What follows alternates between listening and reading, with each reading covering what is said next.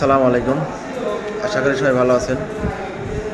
আজকে একটা বিষয় নিয়ে কথা বলবো, সেটা হচ্ছে সিভিল সার্জনের কার্যালয় একটা নিয়োগ হয়েছে।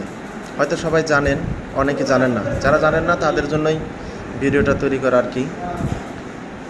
আমাদের সিরাজগঞ্জে সিভিল সার্জনের কার্যালয় একটা বিশাল নিয়োগ হয়েছে।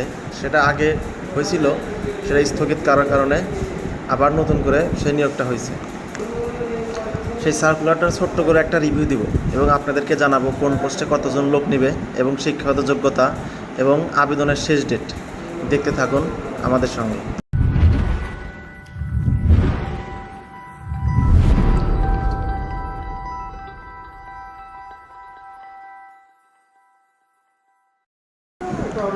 পরিসংখ্যান পদে নেবে 5 জন, 60 মুদ্রাক্ষরিক কাম কম্পিউটার অপারেটর 1 জন, চিত্রন্তীয় টেকনিশিয়ান 1 জন, স্টোর কিপার 6 জন, অফিস সহকারী কাম কম্পিউটার মুদ্রাক্ষরিক 5 জন, স্বাস্থ্য সহকারী 146 জন, ড্রাইভার 5 জন, ল্যাবরেটরি অ্যাটেন্ডেন্ট 1 জন।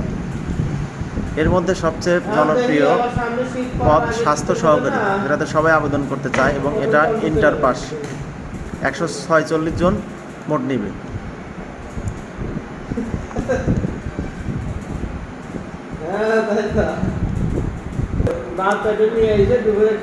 বয়স সীমা 18 থেকে 30 বছর এবং মুক্তিযোদ্ধাদের যাদের কোঠা আছে তাদের ক্ষেত্রে 32 বছর এবং আবেদন করা যাবে আগামী 28/5/2024 বিকাল 4টা পর্যন্ত।